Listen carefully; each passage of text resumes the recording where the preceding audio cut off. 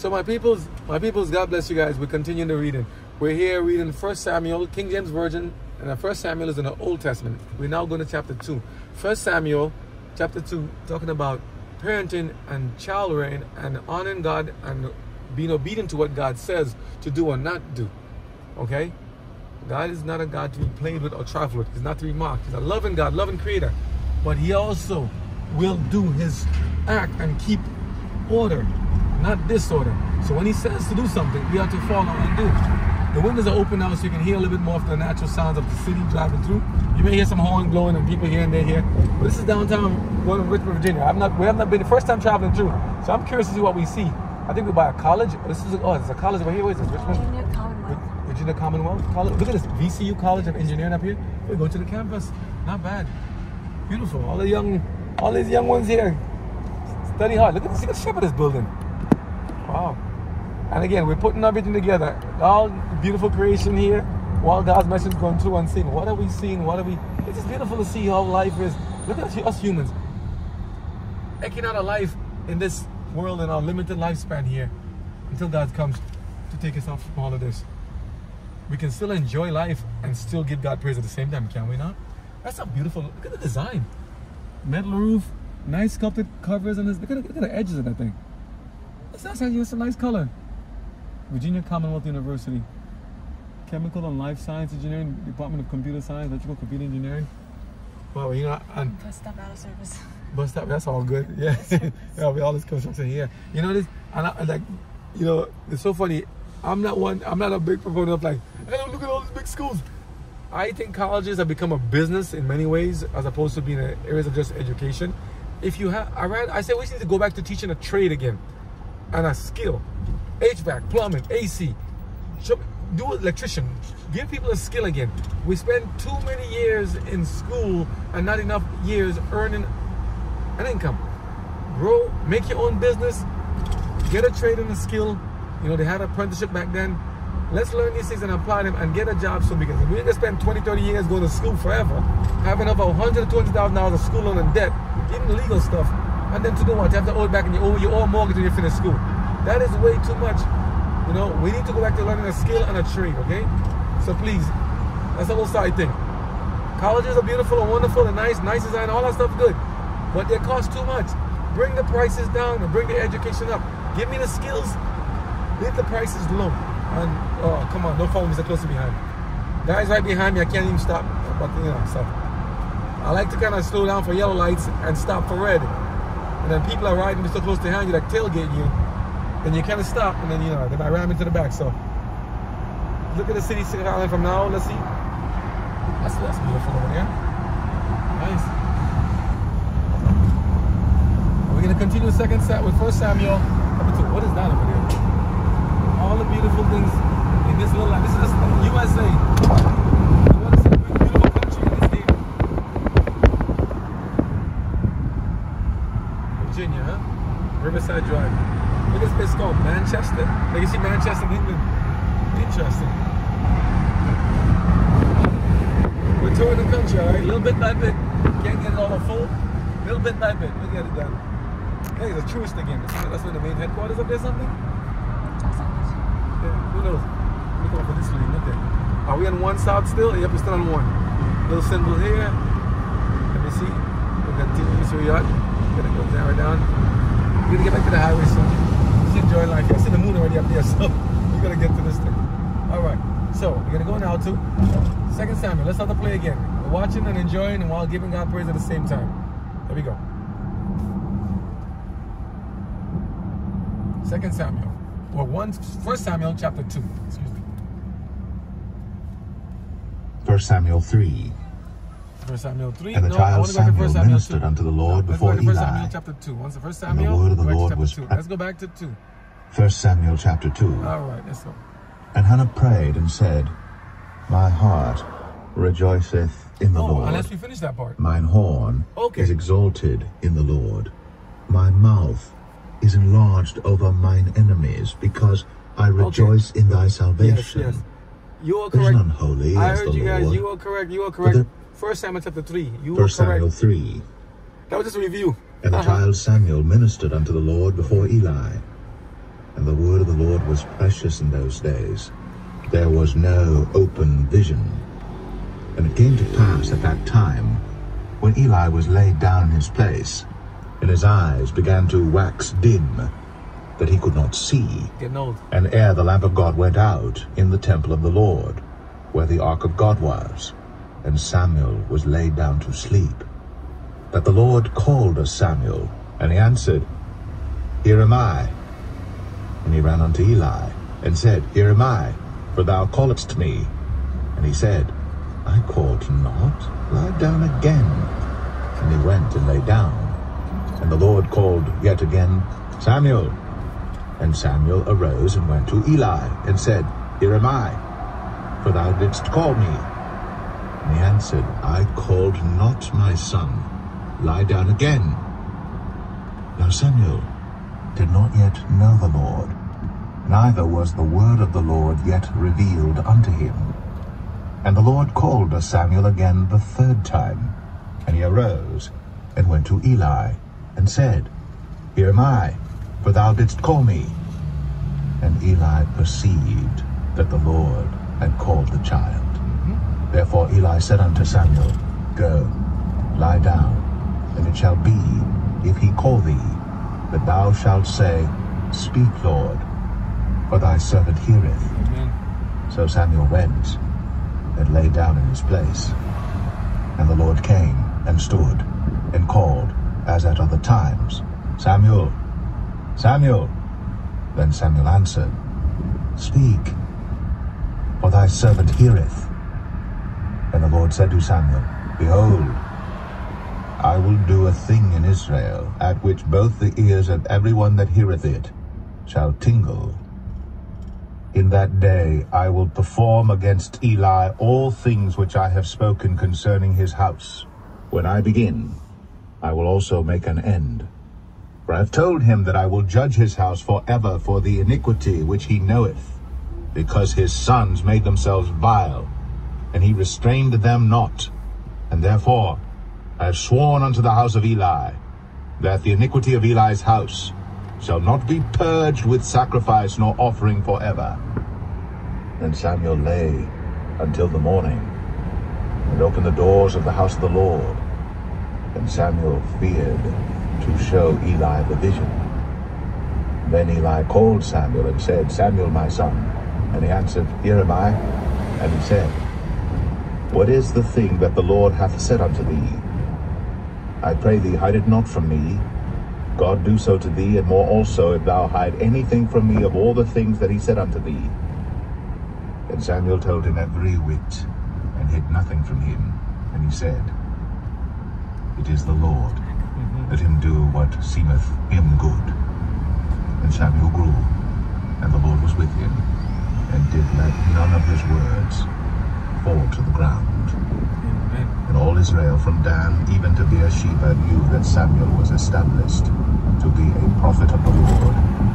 And the Lord appeared again in Shiloh. For the Lord revealed himself to Samuel in Shiloh by the word of the Lord. God reveals himself to his prophets. When he wants to give instruction, he will give it. 1 Samuel 4. And the word of Samuel came to all Israel. Now Israel went out against the Philistines to battle, and pitched beside Ebenezer. And the Philistines pitched in Aphek. And the Philistines put themselves in array against Israel. And when they joined battle, Israel was smitten before the Philistines. And they slew of the army in the field about 4,000 men. And when the people were come into the camp, the elders of Israel said, Wherefore hath the Lord smitten us today before the Philistines? Let us fetch the ark of the covenant of the Lord out of Shiloh unto us, that when it cometh among us, it may save us out of the hand of our enemies. So the people sent to Shiloh, that they might bring from thence the ark of the covenant of the Lord of hosts. Here's something. There's some people who like to say, what they call name drop. Drop God's name, and it's like, oh, they want the world to shake. Oh, God, and drop something. And these two sons that were disobedient to God's message, Hophni and Phinehas, and disobedient to their parents, now said, let's try to use something religious, something of God, and use it to try to scare the superstitious, the worldly people, the outsiders, the Gentiles. They want to try to name drop God. Like, I'm a Christian, I'm a God. Drop the name there and see if they will be scared. And they'll shake. So they want to get the Ark of the Covenant, because they say, oh, so here's the thing. There's a lesson in this. How is it? They don't want to listen and believe God's word when He's there, when they have the time and opportunity. But now, when they think they can use it to scare other people and spook them, the superstitious, they want to name drop. Well, let's see what happens when you try to speak things about God and don't have God to back you up and no God with you. Let's see what He says. God knows. Let's see what He says, because God answers them back in a certain way. It involves loss of life. Or did I give it a hint? Yeah. What about Samson? Did anyone lose their vision and sight? But Samson repented in the end. Did these two sons have time to repent? Weren't they warned? Weren't we warned? Did not God tell us? Didn't He warn them? What about the flood? What about other things? What about Solomon? What about David? What about Saul? Okay, what about us? What about you? What about me? God is speaking. Please, in His word, hear Him.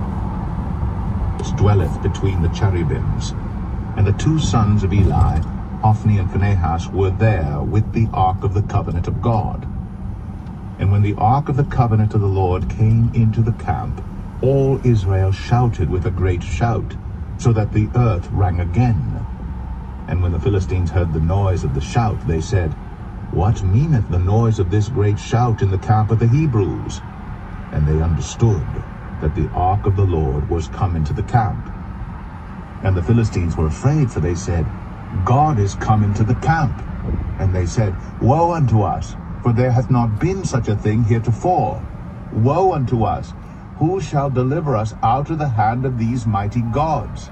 These are the gods that smote the Egyptians with all the plagues in the wilderness. Be strong, and quit yourselves like men, O ye Philistines, that ye be not servants unto the Hebrews, as they have been to you. Quit yourselves like men, and fight. And the Philistines fought, and Israel was smitten, and they fled every man into his tent. And there was a very great slaughter, for there fell of Israel 30,000 footmen. And the ark of God was taken, and the two sons of Eli, Hophni and Phinehas, were slain. And there ran a man of Benjamin out of the army, and came to Shiloh the same day with his clothes rent, and with earth upon his head. And when he came, lo, Eli sat upon a seat by the wayside, watching, for his heart trembled for the ark of God. And when the man came into the city and told it, all the city cried out. And when Eli heard the noise of the crying, he said, What meaneth the noise of this tumult? And the man came in hastily, and told Eli. Now Eli was 98 years old, and his eyes were dim, that he could not see. And the man said unto Eli, I am he that came out of the army, and I fled today out of the army. And he said, What is that done, my son? And the messenger answered and said, Israel is fled before the Philistines, and there hath been also a great slaughter among the people. And thy two sons also, Hophni and Phinehas, are dead, and the ark of God is taken. And it came to pass, when he made mention of the ark of God, that he fell from off the seat backward by the side of the gate, and his neck brake, and he died. For he was an old man and heavy, and he had judged Israel 40 years. And his daughter-in-law Phinehas' wife was with child, near to be delivered. And when she heard the tidings that the ark of God was taken, and that her father-in-law and her husband were dead, she bowed herself and travailed, for her pains came upon her. And about the time of her death, the women that stood by her said unto her, Fear not, for thou hast borne a son. But she answered not, neither did she regard it. And she named the child Ichabod, saying, The glory is departed from Israel, because the ark of God was taken, and because of her father-in-law and her husband. And she said, The glory is departed from Israel, for the ark of God is taken. Judgment, sentence fulfilled, and 1 Samuel 5. And the Philistines took the ark of God, and brought it from Ebenezer unto Ashdod. When the Philistines took the ark of God, they brought it into the house of Dagon, and set it by Dagon. And when they of Ashdod arose early on the morrow, behold, Dagon was fallen upon his face to the earth before the ark of the Lord. This is a very important story. Listen to this.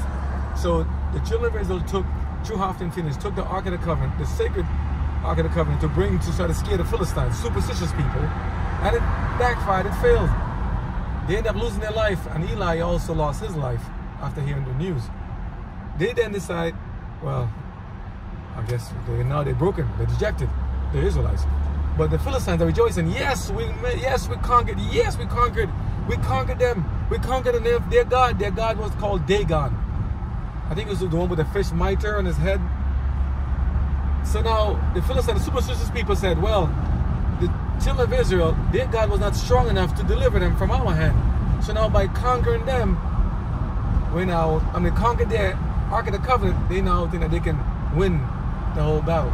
But do you see what happens when people try to take God's word and take God's messages and use it inappropriately? What can be the result? The ark is now taken. 3 people are dead just in terms of the religious ones there, but what about the soldiers that died in the battle there? Okay?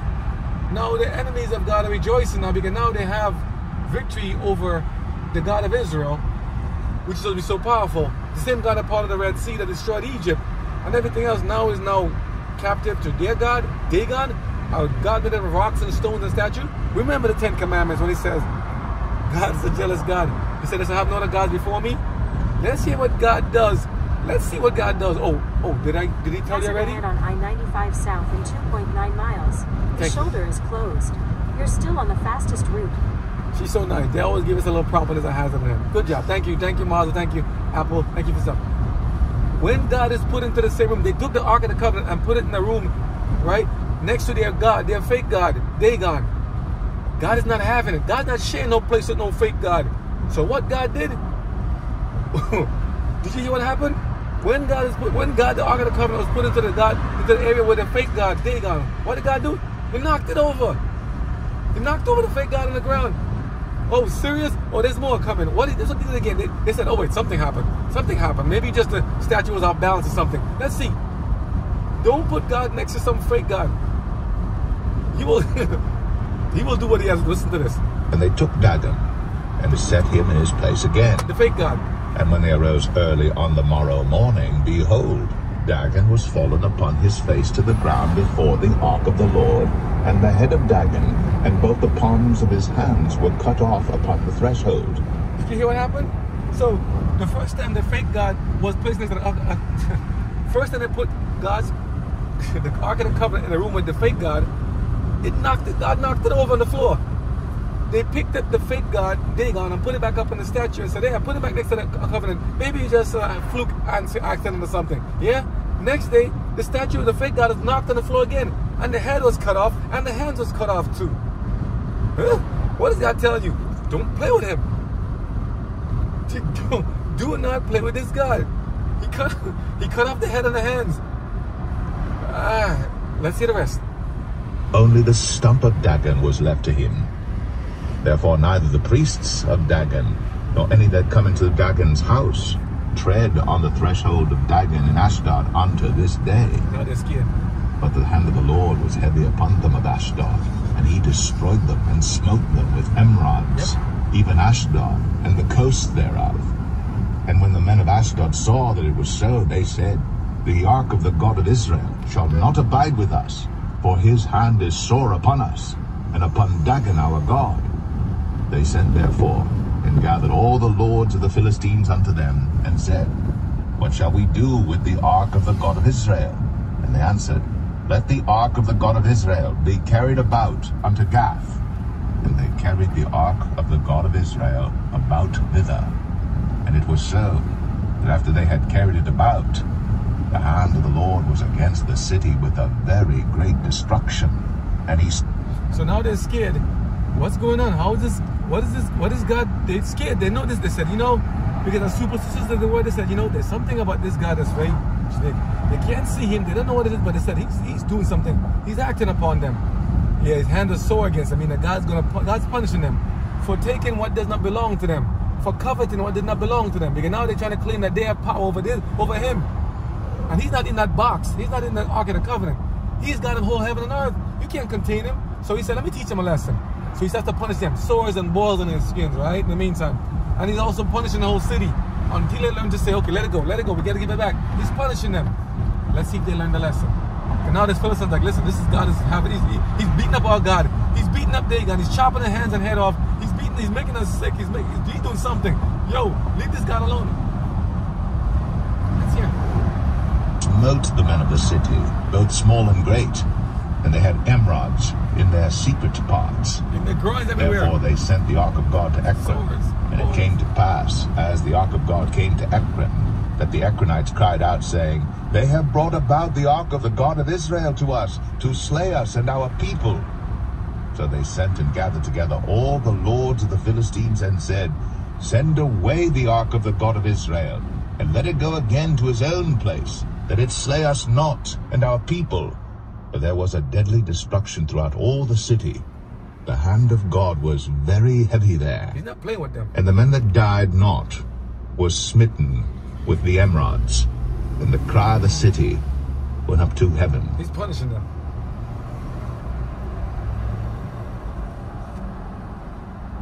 All those trying to rejoice over God, they're going to get punished too. So don't 1 Samuel 6. They get away with it. Nope. And the ark of the Lord was in the country of the Philistines 7 months. And the Philistines called for the priests and the diviners, saying, What shall we do to the ark of the Lord? Tell us wherewith we shall send it to his place. And they said, If ye send away the ark of the God of Israel, send it not empty, but in any wise return him a trespass offering. Then ye shall be healed, and it shall be known to you why his hand is not removed from you. Then said they, What shall be the trespass offering which we shall return to him?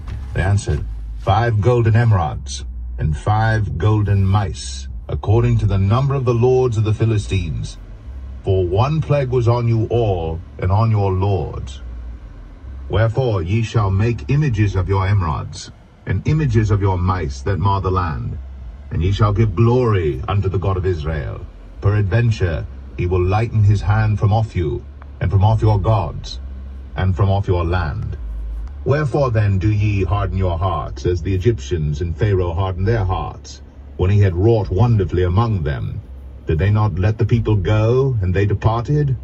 Now therefore make a new cart, and take 2 milch kine, on which there hath come no yoke, and tie the kine to the cart, and bring their calves home from them.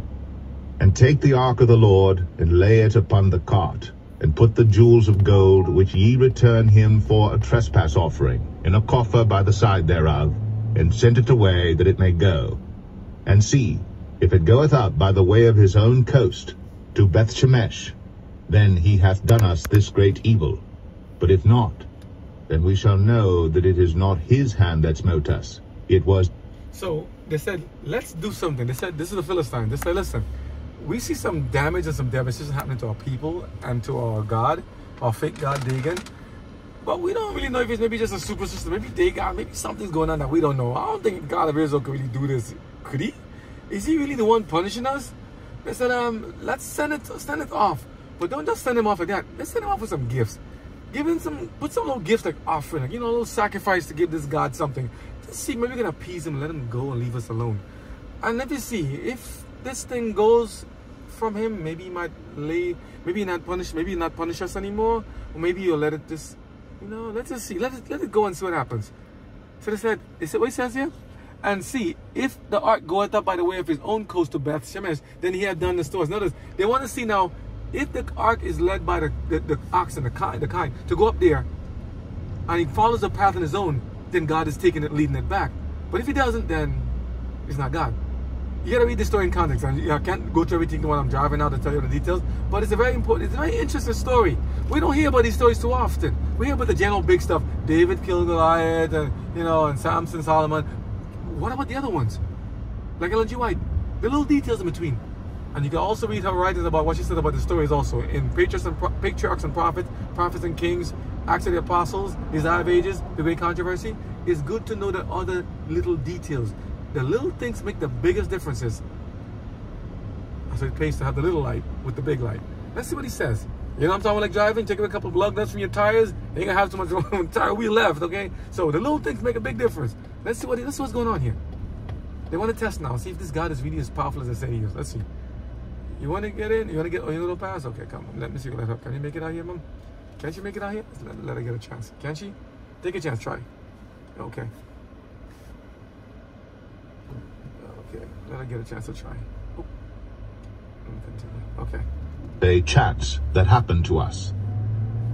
And the men did so, and took 2 milch kine, and tied them to the cart, and shut up their calves at home. And they laid the ark of the Lord upon the cart, and the coffer with the mice of gold, and the images of their emerods. And the kine took the straight way to the way of Beth Shemesh, and went along the highway, lowing as they went, and turned not aside to the right hand or to the left. And the lords of the Philistines went after them unto the border of Beth Shemesh. And they of Beth Shemesh were reaping their wheat harvest in the valley. And they lifted up their eyes, and saw the ark, and rejoiced to see it. And the cart came into the field of Joshua, a Bethshemite, and stood there, where there was a great stone. And they clave the wood of the cart, and offered the kine a burnt offering unto the Lord. And the Levites took down the ark of the Lord, and the coffer that was with it, wherein the jewels of gold were, and put them on the great stone. And the men of Beth Shemesh offered burnt offerings, and sacrificed sacrifices the same day unto the Lord. And when the 5 lords of the Philistines had seen it, they returned to Ekron the same day. And these are the golden emerods, which the Philistines returned for a trespass offering unto the Lord. For Ashdod 1, for Gaza 1, for Ashkelon 1, for Gath 1, for Ekron 1. And the golden mice, according to the number of all the cities of the Philistines, belonging to the 5 lords, both of fenced cities and of country villages, even unto the great stone of Abel, whereon they set down the ark of the Lord, which stone remaineth unto this day in the field of Joshua the Bethshemite. And he smote the men of Bethshemesh, because they had looked into the ark of the Lord. Even he smote of the people 50,010 men. And the people lamented, because the Lord had smitten many of the people with a great slaughter. And the men of Bethshemesh said, Who is able to stand before this holy Lord God? And to whom shall he go up from us? And they sent messengers to the inhabitants of Kirjath-jearim, saying, The Philistines have brought again the ark of the Lord. Come ye down, and fetch it up to you. Do you see what's going on here? They're scared. They're very scared. Much more people were for using God's name. 1 Samuel 7. And the men of Kirjath-jearim came and fetched up the ark of the Lord, and brought it into the house of Abinadab in the hill, and sanctified Eleazar his son to keep the ark of the Lord. And it came to pass, while the ark abode in Kirjath-jearim, that the time was long, for it was 20 years. And all the house of Israel lamented after the Lord. And Samuel spake unto all the house of Israel, saying, If ye do return unto the Lord with all your hearts, then put away the strange gods and Ashtoreth from among you. And not a fake God. And prepare your hearts unto the Lord, and serve him only. And he will deliver you out of the hand of the Philistines. Then the children of Israel did put away Baalim and Ashtoreth, and served the Lord only. And you have to ask yourself the question, why did not they get the ark back on their own long time ago? 7 months plus, they couldn't get it back? Why wait so long? But sometimes God allows some things to happen, even a calamity to happen as such, even to lose their leadership momentarily, to get back something more. They had to learn to give God praise again, to go back to where they were. They forgot their first love. So when God does letters in Revelation, when Jesus sent the letters out and asking, have you forgotten me? You forgotten your first love? He's talking to us. Have you forgotten what we're supposed to be doing? He's telling them. Let's see what he says. And Samuel said, Gather all Israel to Mizpeh, and I will pray for you unto the Lord. And they gathered together to Mizpeh, and drew water, and poured it out before the Lord, and fasted on that day, and said there, We have sinned against the Lord. I like that angle. And Samuel judged the children of Israel in Mizpeh. And when the Philistines heard that the children of Israel were gathered together to Mizpeh, the lords of the Philistines went up against Israel. And when the children of Israel heard it, they were afraid of the Philistines. And the children of Israel said to Samuel, Cease not to cry unto the Lord our God for us, that he will save us out of the hand of the Philistines. And Samuel took a sucking lamb, and offered it for a burnt offering holy unto the Lord. And Samuel cried unto the Lord for Israel, and the Lord heard him. And as Samuel was offering up the burnt offering, the Philistines drew near to battle against Israel. But the Lord thundered with a great thunder on that day upon the Philistines, and discomfited them, and they were smitten before Israel. And the men of Israel went out of Mizpeh, and pursued the Philistines, and smote them until they came under Bethkar. Then Samuel took a stone, and set it between Mizpeh and Shen, and called the name of it Ebenezer, saying, Hitherto hath the Lord helped us. My Ebenezer. So the Philistines were subdued, and they came no more into the coast of Israel. And the hand of the Lord was against the Philistines all the days of Samuel. And the cities which the Philistines had taken from Israel were restored to Israel, from Ekron even unto Gath. And the coasts thereof did Israel deliver out of the hands of the Philistines. And there was peace between Israel and the Amorites. And Samuel judged Israel all the days of his life. Amen. And he went from year to year in circuit to Bethel and Gilgal and Mizpeh, and judged Israel in all those places. And his return was to Ramah, for there was his house, and there he judged Israel, and there he built an altar unto the Lord. That's what, when you follow a holy, righteous person to do God's will, has a better outcome and ending. 1 Samuel 8. Very good. And it came to pass, when Samuel was old, that he made his sons judges over Israel. But the name of his firstborn was Joel, and the name of his second Abiah. They were judges in Beersheba. And his sons walked not in his ways, but turned aside after Luke. Wait. This is Samuel's sons. Do you hear that? So Samuel had children. Samuel was the one prayed for by Hannah, right? To Eli, she prayed, asked Eli, she told Eli her plight. She prayed for Samuel. She raised him up, weaned him, gave him praise, give him back to the Lord to help Eli out, to help Lord out, to become now a prophet in the land of Israel, and to be the one to help them. And now he's a judge. He's been a judge for how many years? Long time, right? He had children of his own too. But somehow his children didn't want to do what he did. So though he was a good father and a righteous person, that's a very narrow turn. This road is very narrow there. Their children didn't obey what their parents did.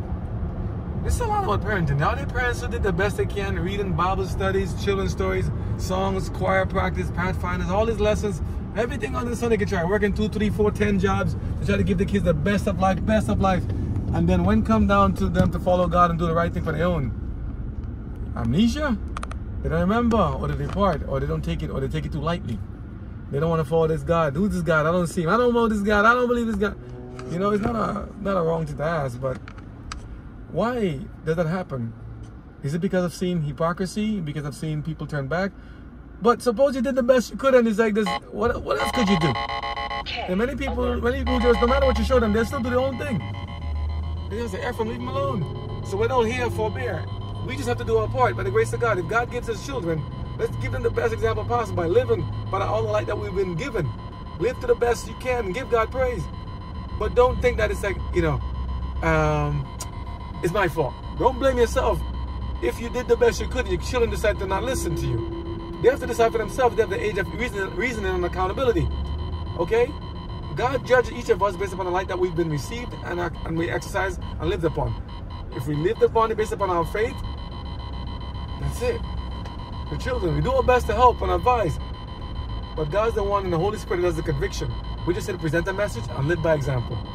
This is what happened. And took bribes and perverted judgment. His sons took bribes? And all the elders of Israel gathered themselves together and came to Samuel unto Ramah, and said unto him, Behold, thou art old, and thy sons walk not in thy ways. Now make us a king to judge us like all the nations. Oh boy, this is important. But the thing displeased Samuel when they said, Give us a king to judge us. This is important. And Samuel prayed unto the Lord. Here comes the first king. And the Lord said unto Samuel, Hearken unto the voice of the people in all that they say unto thee. For they have not rejected thee, but they have rejected me, that I should not reign over them. Could you imagine? According to all the works which they have done since the day that I brought them up out of Egypt, even unto this day, wherewith they have forsaken me, and served other gods, so do they also unto thee. Now therefore hearken unto their voice, howbeit yet protest solemnly unto them, and show them the manner of the king that shall reign over them. And Samuel... Did you hear that? So Samuel was sad. He said, wait a minute. Lord, he's you know, his mind is talking to God and stuff. But the people said, Samuel, listen, you're getting old. And your children, they're not doing the right thing. Your sons are taking bribes. They're doing bad things. They're bad. They're not like you. We want a king. A king. Now, up to that time, Israel didn't have a king. No other king but Jehovah, King, God in heaven. They had judges, which is like presidents, leaders, you know, MPs. What are you gonna call prime minister? They were there. Look at this little mini house. Look at this houses here. A mini little thing, thrift store, mini houses. This is a cute little thing here. We're still in Virginia. I don't know if it's Richmond still, but we just following on I-1. Look at these mini houses. They're so tiny. A thrift store. It's a thrift store. Houses are a store. Maybe it's a store. Hodgepodge. Maybe that's a little way to miss what he designed over there. Hodgepodge. But it's a little mini thing. But yeah. But going back to it. So they said, Samuel, we want a king like everybody else. This is very important. A king like everybody else. But up to that point, they've had judges of Samson, everybody, and so on, you know, and Joshua, Caleb, and them, Deborah, Gideon, Samson. I mean, now they want a king. Why? You can say all this. We keep having judges, and you guys, they come good, they go bad. They come good, they go bad. Or they come good, and the kids don't do the same thing. They get somebody else. So they said, we want a king like everybody else. And God said, listen to them. Is it because God said, yeah, give them what they want. It's good, give them what they want. Some people said, I pray to God for everything. I pray, never get what I want. Sometimes God will give you what you want. Sometimes he will give you exactly what you asked for. He said, Samuel, listen to them. And when you listen to them, do me a favor though. Continue to protest. Tell them, no, that's not what should be. Just protest. Tell them, listen, that's not exactly what you should do, such and such and such. And tell them why. Tell them this is the manner of what a king will do when you have a king, a leader to you, unlike me, him, God. When you have a king, unlike God, to rule over you, an earthly king, he comes with certain requirements. There's also some places they have queens, or what they call magistrates. Some places, I know they still have king in some countries still, you know. What about the Britain right now? You know, he said this is what they'll do. So Samuel said, okay, I will be obedient to you, Lord, and do exactly what you said. But Samuel was sad. It's like, they wouldn't take my sons after me. I'm the last one. Is it pride? But I don't think Samuel did wrong by raising his children up the best he could. I didn't hear to say that he was a bad person, didn't listen to instruction. He was obedient to God and everything else. But his kids didn't listen. And it's sad. It's very tragic to hear that happen. What about Lot's sons-in-laws? What about Lot's daughters? You know, Lot, Abraham's nephew. What about any people who have children? Well, what about Cain? Were not Adam and Eve repentant and sorry for what they did before, and they asked God, begged for forgiveness? Weren't they sad about what happened? But they had Cain and Abel. Who killed the innocent one? The one son, the older son, killed the younger one. Not because the younger one was provoking him, but because the older son just was jealous and was sad that God didn't do it the way he wanted to do it. So now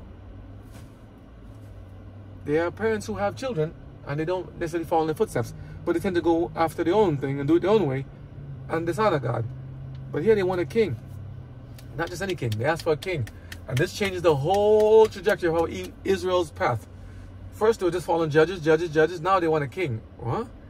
Like everybody else. And God said, okay, here, you have your king here. I'll give you a chance for it. Told all the words of the Lord unto the people that asked of him a king. And he said, this will be the manner of the king that shall reign over you. He will take your sons, and appoint them for himself, for his chariots, and to be his horsemen, and some shall run before his chariots. And he will appoint him captains over thousands, and captains over 50s, and will set them to ear his ground, and to reap his harvest, and to make his instruments of war, and instruments of his chariots. And he will take your daughters to be confectionaries, and to be cooks, and to be bakers. And he will take your fields and your vineyards and your olive yards, even the best of them, and give them to his servants. And he will take the tenth of your seed and of your vineyards, and give to his officers and to his servants. And he will take your men servants and your maid servants and your goodliest young men and your asses, and put them to his work. Well, let's see. Can we relate? Can we relate seriously? What do presidents and prime ministers and leaders around the world do right now? You may call it cabinet, you may call it workers and things. Don't they have to work, maintain the administration? Aren't they the one that sends you to war? Aren't they the one that declares war and peace? Aren't they the one that's, you know what I'm saying? Eminent domain. They can take your land, take your house, take your stuff. They can take everything as their own. Because he needs to have a certain kingdom and a realm. So these kings need to have things. The earthly kings want something. What did God ask them for? Nothing but a tenth, an offering, a gift. Nothing but a tenth and an offering and a gift. But they want the earthly. They said even self. Even after God told them, they said they wanted something else still. They have something. They said even when you tell them this, yes, I know, Lord. Yes, you know, a king. Yeah, they'll want some stuff. Yeah, they have requirements. Yeah. God said, okay, here. He will take the tenth of your sheep, and ye shall be his servants. And ye shall cry out in that day because of your king, which ye shall have chosen you. And the Lord will not hear you in that day. Nevertheless, the people refused to obey the voice of Samuel, and they said, nay, but we will have a king over us, that we also may be like all the nations, and that our king may judge us, and go out before us, and fight our battles. And Samuel heard all the words of the people, and he rehearsed them in the ears of the Lord. And the Lord said to Samuel, hearken unto their voice, and make them a king. And Samuel said unto the men of Israel, go ye every man unto his city. This is very important here. It's very important. 1 Samuel 9. Now there was a man of Benjamin, whose name was Kish, the son of Abiel, the son of Zeror, the son of Bechorath, the son of Aphiah, a Benjamite, a mighty man of power. And he had a son whose name was Saul, a choice young man, and a goodly. And there was not among the children of Israel a goodlier person than he.